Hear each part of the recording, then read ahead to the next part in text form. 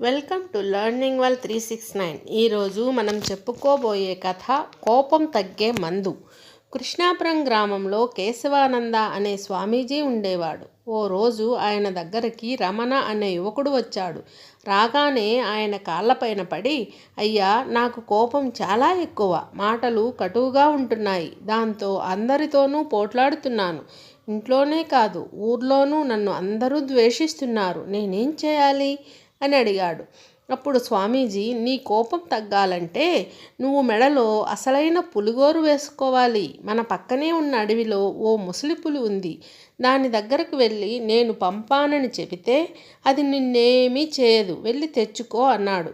ఆ తర్వాతి ఉదయమే కేశవ అడవికెళ్ళాడు. బక్క చిక్కిన ముసలి పులి దగ్గరికి వెళ్ళి స్వామీజీ పేరు చెప్పాడు. దాంతో అదేమీ చేయలేదు, కానీ నాకు వయసైపోయింది కాబట్టి వేటాడలేకపోతున్నాను, కాబట్టి నాకు ప్రతిరోజు ఆహారం తెచ్చి పెడితే గోరు ఇస్తాను అని చెప్పింది. అప్పటి నుంచి కేశవ ప్రతిరోజు దానికి మాంసం, చేపలు తీసుకుపోవడం మొదలుపెట్టాడు.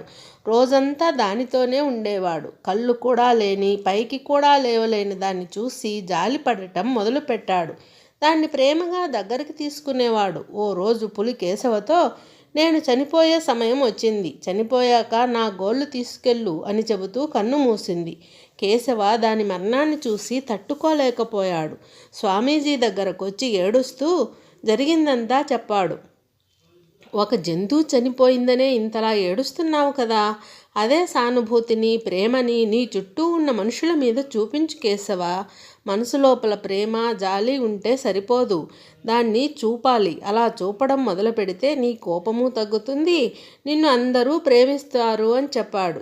అప్పటి నుంచి కేశవ ఎదుటి వాళ్ళ ఇబ్బందుల్ని పట్టించుకుంటూ సౌమ్యంగా మాట్లాడటం నేర్చుకున్నాడు. అందరి బంధువు అనిపించుకున్నాడు.